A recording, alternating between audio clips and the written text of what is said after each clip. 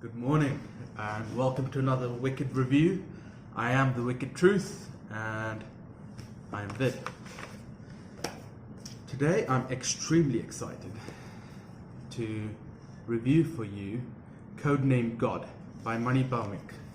I read this book, I have no idea when. It is anywhere between 10 to 15 years ago, and I remember being completely floored by this book and completely forgetting about it, and then I just found it on my bookshelf while I was looking around for other stuff, and I realized that I really need to make this review. For people who don't know, this is possibly the best memoir I've ever read,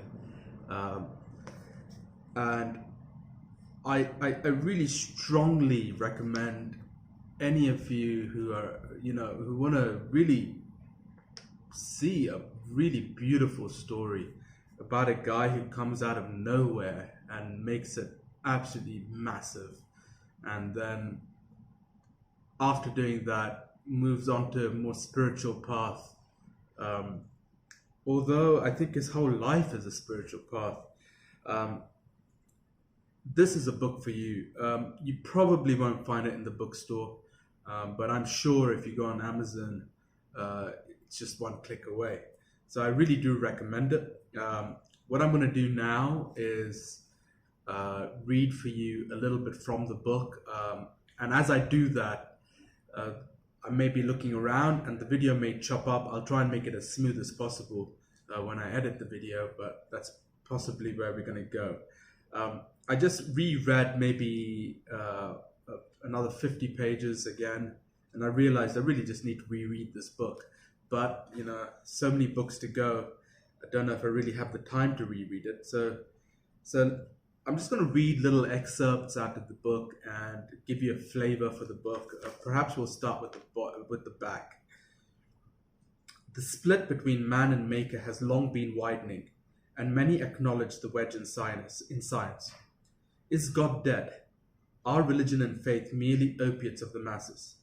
Till about 400 years ago, belief in the divine power dominated world thought. With developments in science and increasing philosophical skepticism, man appeared to lose faith in God. But science itself has proved to be a false God, leaving in its wake a disillusioned and despondent mankind. In Codename God, Mani Bhaumik, one of the pioneers of laser technology, made the correct sorry, I'm such a bad reader. Let's start again. In Codename God, Mani Bhaumik, one of the pioneers of laser technology that made the corrective eye surgery LASIK possible. So this is the guy who invented LASIK. So, you really want to read about this guy. Demonstrates about how both spirituality and science are essential for human beings, and how one can strike a perfect balance between the two.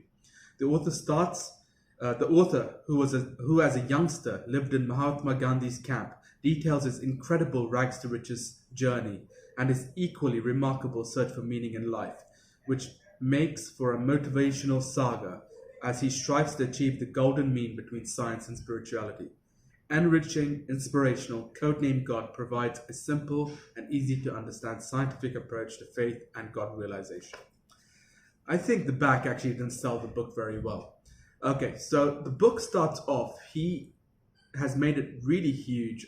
He's living somewhere in Beverly Hills in a mansion with Rolls Royces, lots of beautiful women around, party, cocktail, and he heads down to the huge Olympic-sized swimming pool in his house, and he's looking at his expensive leather shoes, and he realizes he's completely lost his way from his childhood.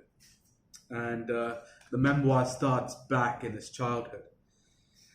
So let me start reading a few bits out of it.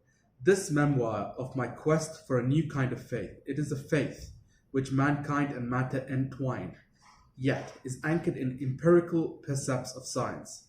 It is a belief system that says directed consciousness can promote spontaneous remission of a life-threatening disease, a personal quantum leap. So that's one of the excerpts. And then this is the bit when he's at the swimming pool staring at his shoes. My Peggy Lee moment arrived.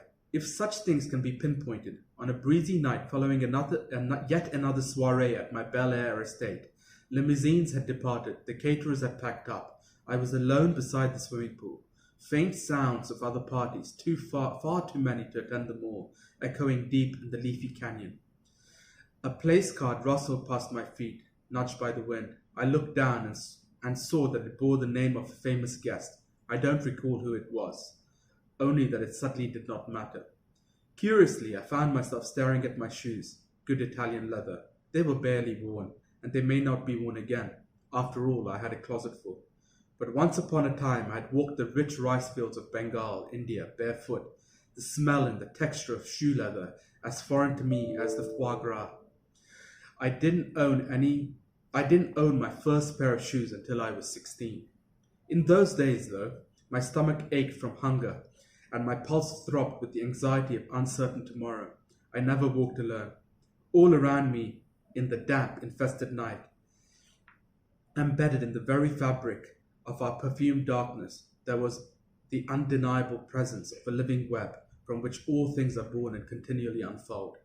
That presence, which the Vedic rishis called Brahman, and that Lao Tzu called Tao, he that the prophet of the book called Yahweh or Allah, and that later in my own life I would come to call the one source.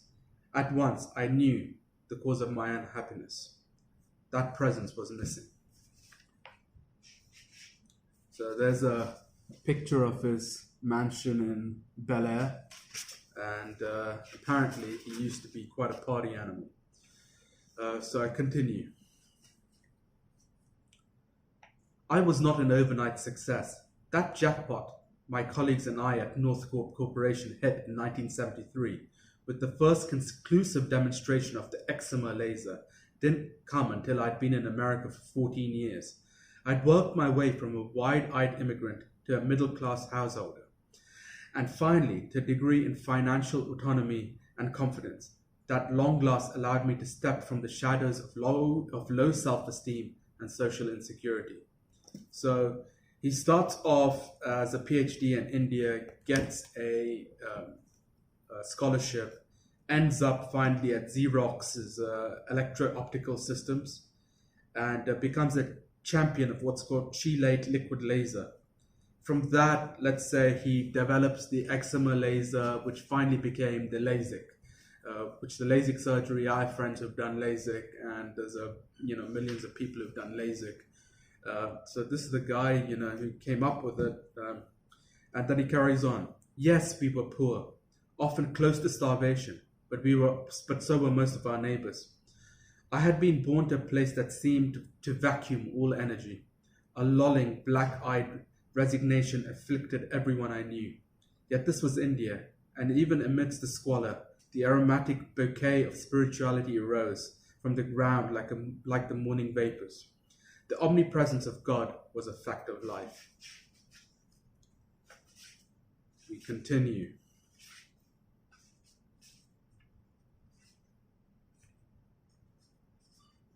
So this is a little bit about Hinduism. I had a friend by name Josh that I met recently.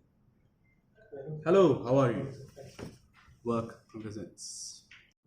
Right, I returned from some work. I don't want to bore you too much with this stuff, but let's continue. I think this is very interesting. So much ritual, so many gods and demigods, and yet Hinduism, that kaleidoscope of related belief systems that once defined Asia, is at its core no less monotheistic than Judaism, Christianity, and Islam. There's a lot of confusion out there. They just think that Hindus just believe in this panoply of gods, but really, he's got it right there. We are no less monotheistic.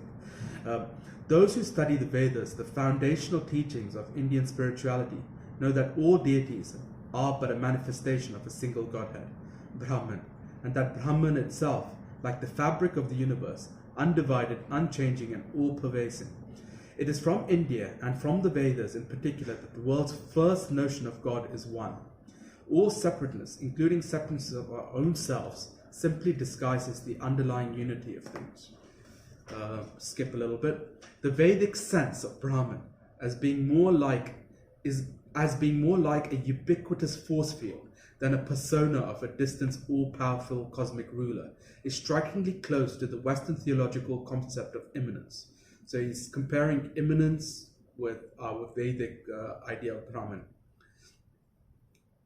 of immanence, that holds that God's spirit pervades the whole universe, and more importantly, that he lives in us. For centuries in the West, notwithstanding Jesus' assertion that the kingdom of heaven is within, an openly stated belief in immanence could bring a man or woman dangerously close to heresy. But then, so could an assertion that the earth orbited the sun. The latter belief challenged the primacy of earth in the celestial order, while immanence challenged the primacy of the church in the terrestrial order. As above, so below.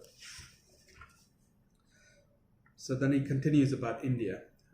It's a beautiful few paragraphs, and then I just highlighted this one paragraph. So India presents a paradox. It is profound and primitive, deeply spiritual and darkly superstitious, both universalistic and maddeningly provincial, with an ethical system that places community well above the individual, and yet allows outrages like the caste system and often murderous rivalry between the Hindus and Muslims. In many ways, the land of my birth is, like my adopted country of America, a mirror of human society's best and worst. And though the two countries reflect reflect this extremely differently, they have much in common. I think he strikes the nail on the head here. As an Indian growing up and then being in the UK, traveling a lot to the States, etc., there's this India. Hello, how are you? And we are back. And we are not back. Yes.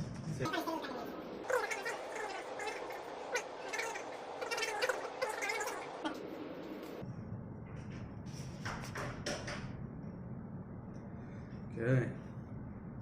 So I think that's as far as I reached right now. Really, I cannot recommend this hard enough. It's life-changing. The back of the book, the first half goes on about his life and his coming of being, which is a story that could be it should be made into a movie in itself. And then the back part of the book is, and I've highlighted this in the past. This is years ago when I actually read the book. But just to show you this chapter is called The Holy Grail of Physics. He's talking about energy here, the weak nuclear force. He's talking about different theories about the speed of light, vanishing distances, unification of the strong nuclear force, gravity, Planck's length. So all you physics buffs out there, he's really, and this guy was a PhD in nuclear physics or whatever it was. He's talking about the cosmic background explorer Kobe, the Hubble Space Telescope, about negative energy, about Einstein-Rosen, that EPR paradox, Alan Guth, it's all in here. Roger Penrose, entanglement. He really does go into the physics part of it, and he melds it with spirituality in a really powerful way. A lot of people have been trying to do it, but he does this in a very accessible way. So if you're interested in spirituality, you're interested in science, you're interested in a fantastic story, which should be like an Oscar-winning movie, this is your book. It's not very big. It's literally like 200 pages. Simple to read. Get it. You're going to love it. Oh, this way around. Get it. You're going to love it. Take care.